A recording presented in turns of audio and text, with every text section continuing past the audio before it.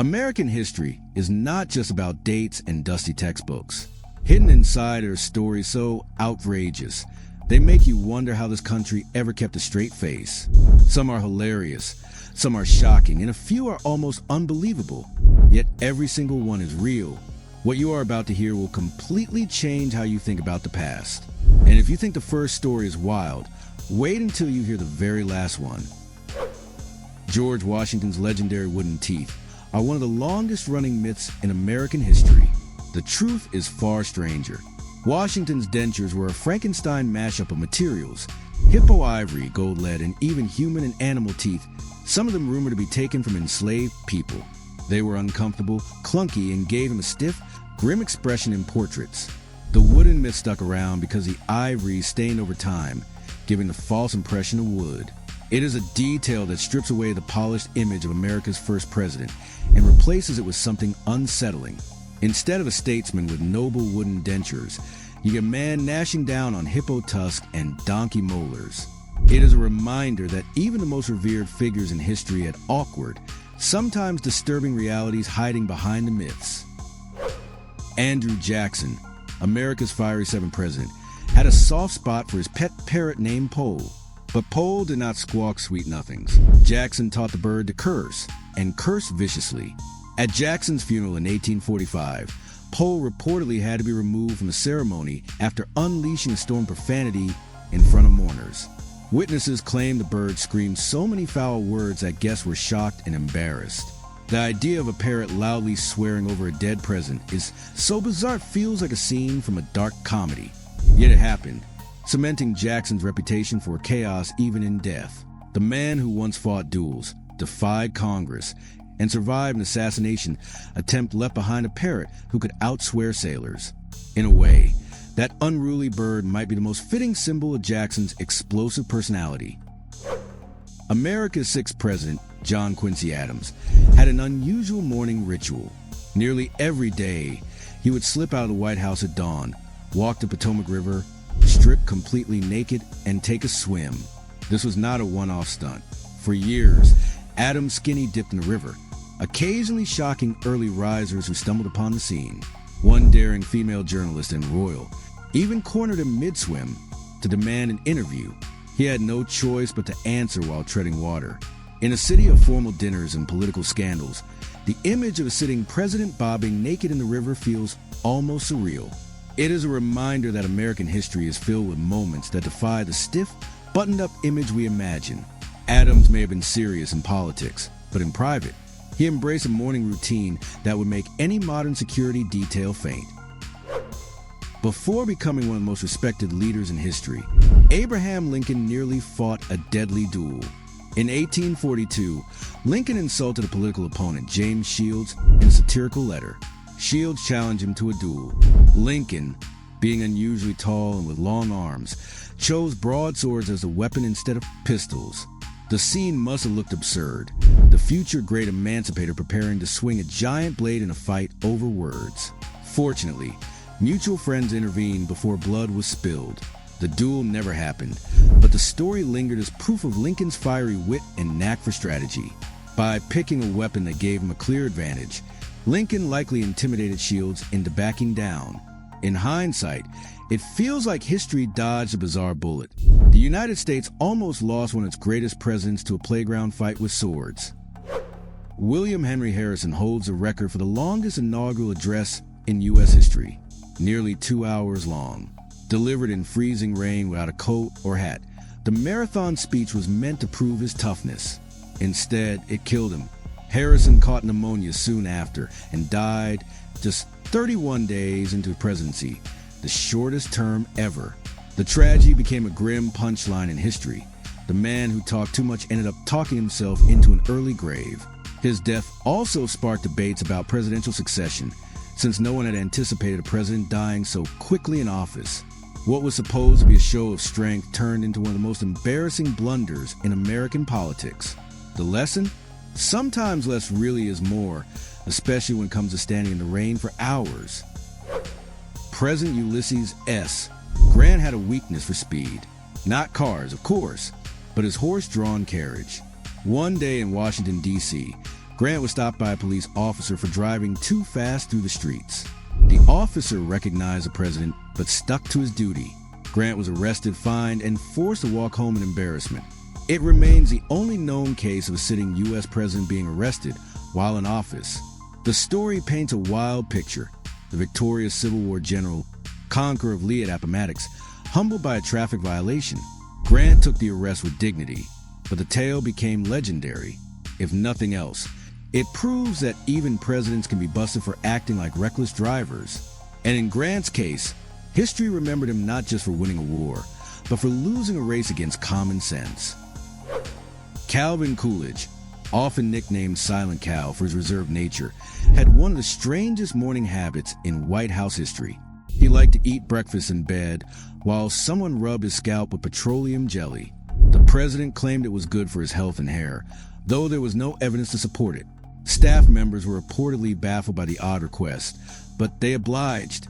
Coolidge's icy reputation made him seem dull in the public eye, yet details like this reveal a quirky, eccentric side. Imagine the leader of the free world, munching toast in bed while glistening with Vaseline. It is not exactly the image carved on Mount Rushmore. While other presidents sought inspiration in books or prayers, Coolidge started his day with a slippery head massage, forever earning a spot in the Hall of Presidential Weirdness. Richard Nixon, infamous for Watergate, had another, far less sinister obsession: cottage cheese. He loved it so much that he once smuggled 35 pounds of it onto Air Force One for a trip.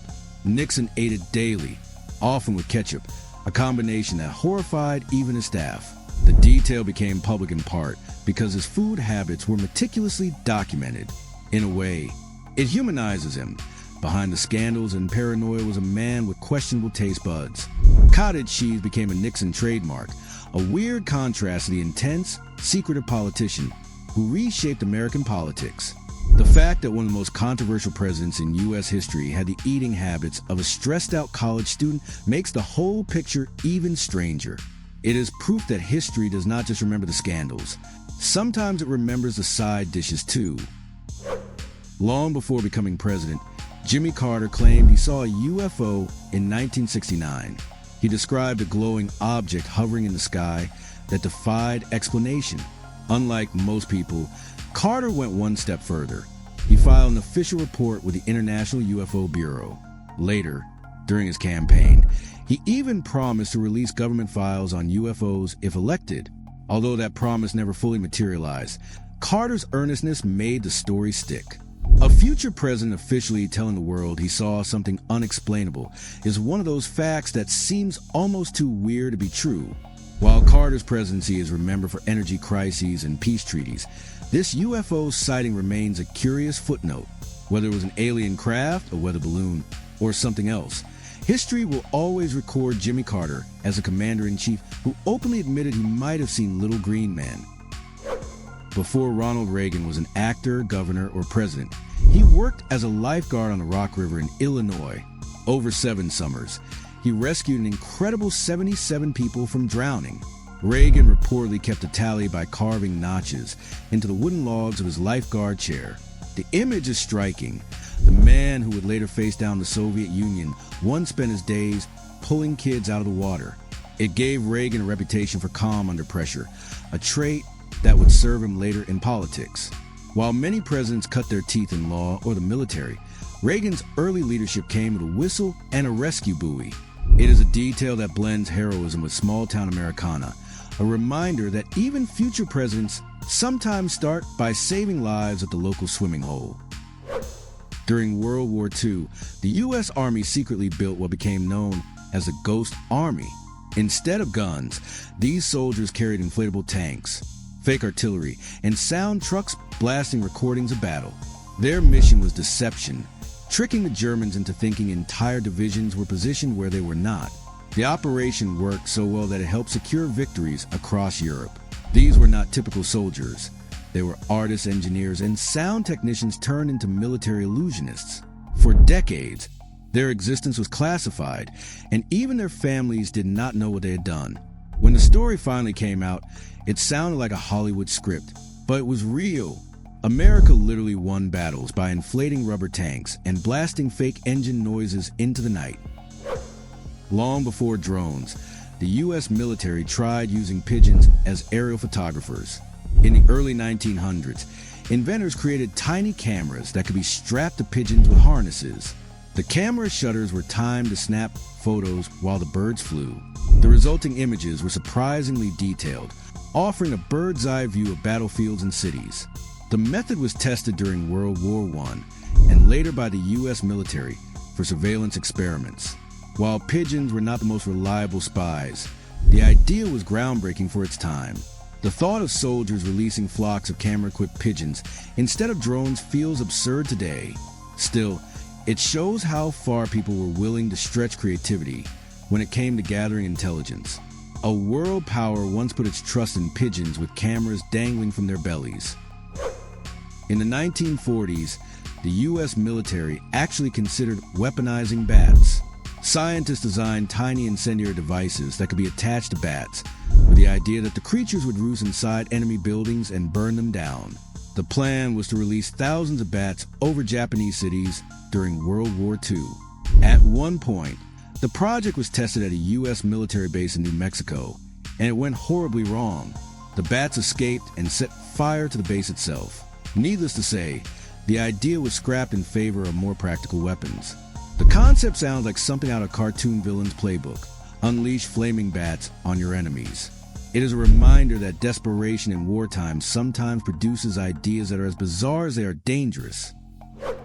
Confederate soldiers during the Civil War had to get creative when supplies ran low, and coffee was one of the hardest losses. Instead of real beans, soldiers brewed substitutes made from roasted acorns, chicory, and even sweet potatoes. These coffees tasted awful, but caffeine cravings were strong enough to make them somewhat popular. Soldiers joked about the bitter flavor, but they still drank it for comfort. Meanwhile, Union soldiers had steady access to real coffee, and many historians argue that caffeine was a secret weapon for Northern morale.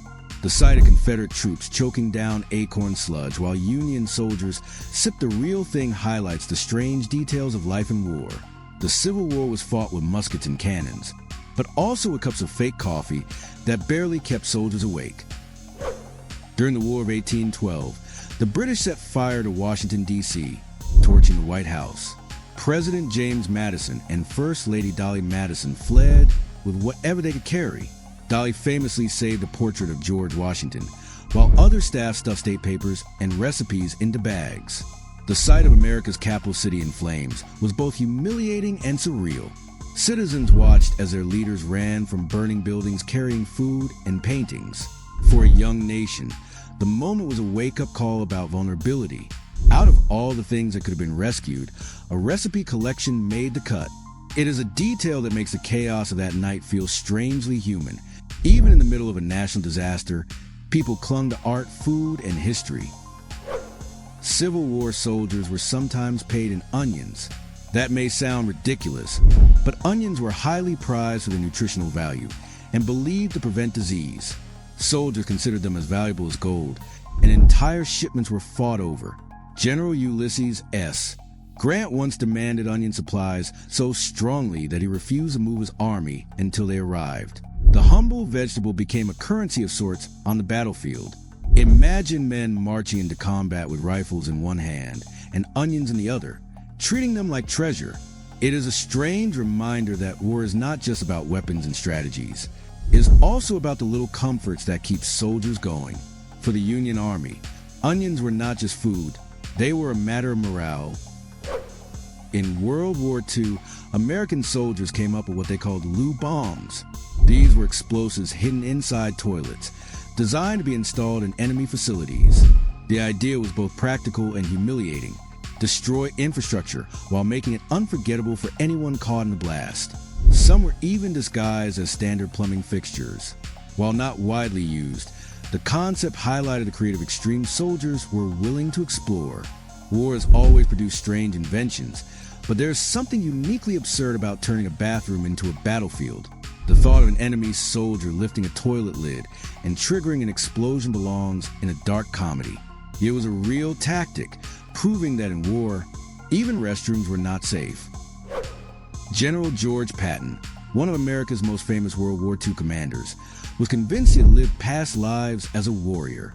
He believed he had fought as a soldier in ancient Rome, during the Crusades, and even at the side of Napoleon. Patton often spoke openly about these visions, claiming they gave him a sense of destiny on the battlefield. His soldiers admired his confidence, but his superiors sometimes worried about his eccentric beliefs. Whether or not he truly believed in reincarnation, Patton's obsession with past lives shaped his self-image as a man born to fight wars. The idea of a U.S. general marching across Europe while imagining himself as a Roman legionary is both inspiring and bizarre. History often remembers him as bold, but also a little unhinged. When the Pentagon was built in the 1940s, it included twice as many bathrooms as necessary. The reason was segregation. At the time, Virginia law required separate restrooms for black and white workers, so the building's design accommodated both. Ironically, the order for segregated facilities was never enforced at the Pentagon, but the extra bathrooms remained. The result was one of the most unusual quirks of America's most famous military headquarters. A fortress built for war strategy ended up as a monument to outdated bathroom politics. The overbuilt plumbing is still there today, a physical reminder of how laws shaped architecture. What was meant as a tool of division accidentally became a permanent oddity in one of the most powerful buildings on Earth. During the Cold War, the U.S. Navy experimented with training sea lions to perform espionage tasks. These highly intelligent animals were taught to attach surveillance devices to enemy ships, recover equipment, and even guard harbors by alerting soldiers to intruders. Sea lions proved surprisingly effective, outsmarting divers and carrying gear with ease. The program blurred the line between military hardware and wildlife. While dolphins are often remembered for similar experiments, sea lions were the unsung underwater operatives. The image of a sleek, whiskered animal sneaking up on enemy submarines sounds absurd, but it was real. The Cold War was filled with paranoia and secret projects, and this one proves just how far the military was willing to go. When technology was not enough, America turned to sea lions. In the 1800s, ketchup was marketed as medicine rather than a condiment. An Ohio physician named John Cook Bennett claimed it could cure indigestion, diarrhea, and even jaundice. He sold ketchup extract in pill form, promising miracle results. Patients quickly learned the pills did little more than taste odd, and the medical craze fizzled. Yet the reputation stuck long enough for ketchup to be seen as a health booster before it became the burger topping we know today. Imagine lining up at a pharmacy counter, not for aspirin, but for ketchup capsules. It is one of those moments where history shows just how easily marketing can shape public belief, even when the cure is really just tomato sauce. The Pilgrims did not settle in Plymouth solely for religious freedom. A major reason was beer. Their original plan was to continue to Virginia, but they ran dangerously low on supplies, especially alcohol. Beer was safer to drink than water, and running out was considered a crisis. When they reached Cape Cod, they decided to stop and settle nearby rather than risk traveling further with no beer left. That means one of America's most famous colonies may have been founded less out of divine destiny and more out of a desperate need for a drink. The idea that the search for religious freedom was fueled by empty kegs puts a surprising twist on the origin story taught in schools. Before the invention of modern toilet paper, many Americans used corn cobs. In rural areas, cobs were plentiful, cheap, and surprisingly durable. Some households even hung a bunch of dried cobs in outhouses for visitors to use. Others soaked them in water to make them softer. The practice continued well into the 19th century until commercially produced toilet paper became widely available. For generations, the bathroom experience was far more rustic than we like to imagine. It is a reminder that while technology has advanced in countless ways, one of the simplest luxuries of modern life might just be the roll of paper in your bathroom. Corn on the cob was not just for dinner, it was part of everyday hygiene. In the 19th century, many families placed live frogs in milk containers to keep the milk from spoiling. The idea was that frogs secreted antimicrobial substances through their skin, which helped prevent bacteria from growing. Surprisingly, there was some truth to it. Certain frog species produce compounds that slow bacterial growth. But to modernize, the image is bizarre. Milk pitchers with frogs swimming inside them. Families consider it practical, while today it seems unappetizing at best. It is one of those odd traditions that makes sense only in the context of the time.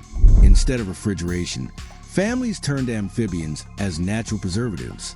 The past was full of creative solutions, but this one takes a prize for strangest food safety method. In the late 1800s, chocolate was advertised as a medical treatment for tuberculosis. Doctors prescribed it as a soothing, nutritious remedy for the sick, claiming it could restore strength and ease coughing. Chocolate companies eagerly leaned into the claim, marketing their products as health foods. Patients who indulged were not exactly cured, but they at least enjoyed something sweet in the process. This medical fad was one of many strange experiments in a time when science and advertising often blurred together. Looking back, it feels like history's sweetest placebo. For tuberculosis sufferers, chocolate did not heal the lungs, but it probably lifted the spirit. In the 1920s, fashionable young women known as flappers sometimes kept pet raccoons. Raccoons were sold as exotic pets, often paraded around in public or perched on shoulders like handbags. One raccoon named Rebecca was even kept at the White House by President Calvin Coolidge's family, becoming a national curiosity. While raccoons look cute, they are notoriously mischievous, and many owners quickly learned how destructive they could be. The fad eventually died out, but not before raccoons briefly became symbols of glamour and rebellion. Today, the idea of a raccoon as a house pet sounds ridiculous, but for a moment in American history, it was considered chic. Before alarm clocks became common, many Americans relied on people known as knocker-uppers to wake them. Armed with long sticks or pea shooters, they would tap on windows at appointed times to rouse workers for their shifts. This practice began in Europe and carried over to industrial American cities in the 19th century. The job was serious enough that entire neighborhoods depended on these human alarm clocks. Imagine paying someone to stand outside your window every morning, tapping until you woke up. The system worked surprisingly well until affordable alarm clocks finally replaced the profession. It is one of those forgotten roles that makes the past feel like another world entirely. Some colonial-era dentists actually recommended using urine as mouthwash. It was believed to whiten teeth and fight gum disease due to the ammonia content. People swish with it regularly, convinced it improved their oral health. By modern standards, the practice is revolting, but at the time it was seen as sensible folk medicine. Dentistry in early America was a rough business, with limited tools and plenty of myths. Urine as mouthwash ranks among the most shocking. It shows how far people were willing to go in the search for a bright smile. Today we reach for minty fresh rinses, but centuries ago, the bathroom and the medicine cabinet were disturbingly close together. In the Wild West, you could order an entire house through a mail-order catalog. Companies like Sears sold pre-cut houses that arrived by train in crates. Buyers would assemble them piece by piece, often with help from neighbors. These kit homes came with everything from lumber and nails to doors and windows. Thousands were built across America, many of which still stand today. The idea that a full-size family home could be delivered by rail feels almost futuristic, yet it was common practice in the late 19th and early 20th centuries. For settlers and city dwellers alike, the catalog home was both affordable and practical. It turned home ownership into something you could literally order by mail. In the early 1800s, many Americans believed tomatoes were poisonous. The fruit's bright color in relation to the deadly nightshade plant led people to fear it could kill. Farmers grew tomatoes as ornamental plants, but few dared eat them. The myth began to unravel in 1820, when a man named Robert Gibbon Johnson reportedly stood on the steps of a New Jersey courthouse and ate an entire basket of tomatoes in front of a crowd. When he survived, the audience was stunned. Slowly, the tomato went from feared poison to kitchen staple. Today, it is hard to imagine American food without pizza sauce or ketchup. But just 2 centuries ago, tomatoes were treated like dangerous curiosities. Prohibition is remembered as America's great experiment in banning alcohol, but there was a loophole. Doctors could prescribe whiskey as medicine. Pharmacies across the country filled prescriptions for patients who were more interested in a drink than a cure. Walgreens grew from a small chain to a national powerhouse thanks to this legal trick, filling millions of whiskey prescriptions during the 1920s. The law intended to keep alcohol off the streets ended up fueling demand to the backdoor medicine. For many Americans, a trip to the doctor was just a clever way to refill the liquor cabinet. In the 1800s, women could be arrested for wearing pants in public. Fashion laws in places like New York made it illegal for women to appear in men's clothing unless they had a special permit. Activist Amelia Bloomer challenged these restrictions by promoting practical bloomers as an alternative to skirts, sparking national controversy. Women caught defying the law faced fines or public shaming. What seems laughable now was once a serious battle over control of appearance and independence. The next time someone shrugs off fashion as unimportant, history proves clothing has literally been a crime. In 1943, the U.S. government banned sliced bread. Officials claimed the move would save packaging materials during World War II, but the public reaction was outrage. Housewives complained loudly, newspapers mocked the decision, and the ban was lifted after only 2 months. Ironically, the law saved almost no resources. It is the only time in American history that something as simple as pre-sliced bread became a matter of national debate. The saying, "greatest thing since sliced bread," gained even more weight because, for a short while, America lived without it. In the early 1900s, Congress debated importing hippos into Louisiana to solve a meat shortage. Advocates claimed the animals would thrive in the swamps and provide a new food source called lake cow bacon. The idea had serious supporters, including a former adventurer and a famous big game hunter. Newspapers wrote about it as if it were practical policy. In the end, the plan fell apart due to cost and public skepticism. Imagine Louisiana bayous filled with hippos roaming alongside alligators. America came closer than most people realized to a future where hippo burgers were on the menu. Some frontier towns in the 19th century outlawed public swearing, with punishments ranging from fines to having your mouth washed out with soap. The goal was to maintain civility in rough mining camps and boom towns. Enforcing manners with legal penalties created some bizarre courtroom cases, where adults were punished like misbehaving school children. The idea of sheriffs patrolling the streets to find anyone cursing feels ridiculous today. Yet these laws reflected a genuine fear that profanity could tear apart public order. In reality, they mostly gave lawmen an excuse to crack down on rowdy behavior. A New York law from the 1700s required homeowners to hang lanterns outside if they had dangerous cellar doors. Open cellar doors were common hazards on busy sidewalks, and pedestrians frequently fell in. The law tried to prevent accidents by literally forcing people to light up their danger zones. It turned doorways into glowing warnings after dark. The image of entire neighborhoods lined with lanterns above trapdoors is both practical and eerie. It is one of those tiny regulations that shows how much city life has changed, yet also how clumsy urban design once was. In the 1930s, camel wrestling briefly became a spectator sport in parts of the United States. Imported camels were pitted against one another in public contests, drawing curious crowds. The events were loud, chaotic, and dangerous, with animals wrestling by locking necks. While popular in some Middle Eastern countries, the practice never caught on in America. It was banned quickly due to concerns about cruelty and safety. The fact that it was ever attempted here shows how eager promoters were to find new entertainment during the Depression. For a short time, Americans cheered on camel fights like prize boxing.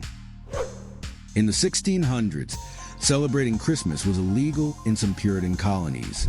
They viewed the holiday as a sinful, pagan festival filled with excess and disorder. In Massachusetts, people could be fined for skipping work or engaging in Christmas merriment. For decades, Christmas was just another workday. The strict bans eventually gave way, but they left a legacy of tension around the holiday. Today, the idea of Christmas being outlawed in America sounds unthinkable, yet reflects how cultural traditions shift. The holiday that now dominates the calendar was once treated as dangerous rebellion.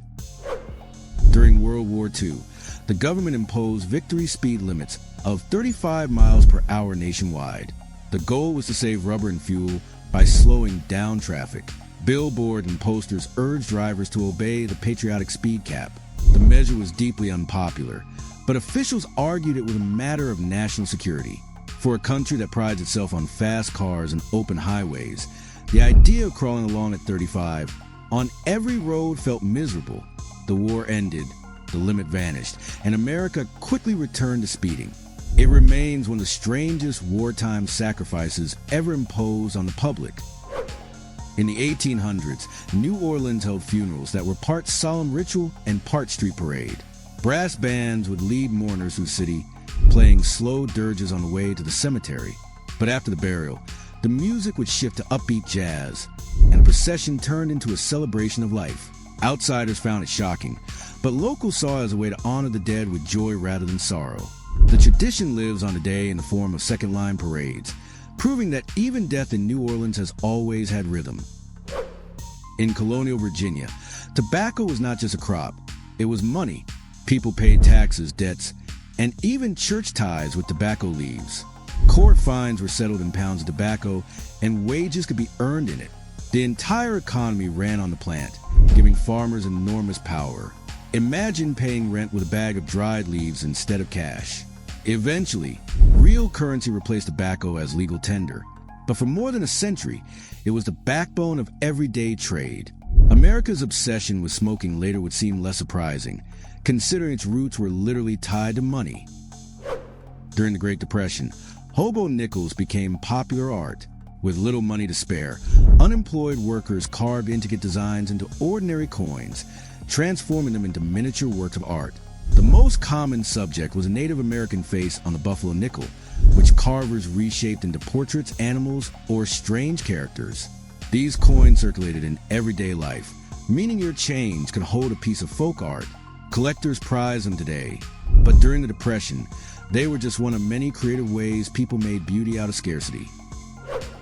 In the 1700s, wealthy Americans sometimes powdered their wigs with flowers so heavily that insects were attracted to them. Servants would use small sticks called wig scratchers to discreetly relieve the itching during social events. Some even dusted wigs with lavender or perfume to mask the musty smell. What was meant as a symbol of status often became a breeding ground for pests. Eventually, wigs fell out of fashion, partly because they were uncomfortable and impractical. For a time, though, high society in America meant carrying bugs in your hairpiece. In the 19th century, ice harvesting was big business. Before refrigerators, companies cut massive blocks of ice from frozen lakes and shipped them around the world.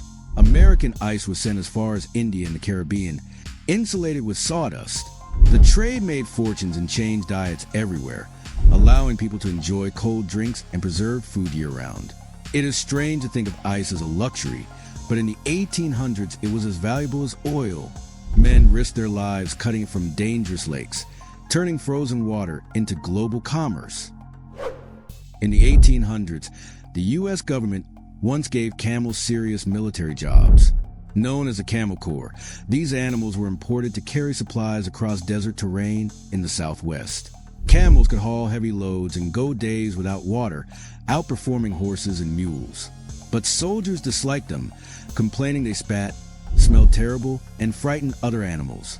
When the Civil War broke out, the project was abandoned and the camels were sold off. Some roamed wild for years, with sightings of stray camels reported across Texas and Arizona. The experiment proved that sometimes even good ideas stumble on human stubbornness. In the early 20th century, mummy unwrapping parties became fashionable in America. Wealthy collectors imported ancient Egyptian mummies and held social gatherings where they were unwrapped in front of guests. The events were marketed as both scientific and entertaining, though in truth, they were a mix of spectacle and disrespect. Guests often kept small fragments as souvenirs.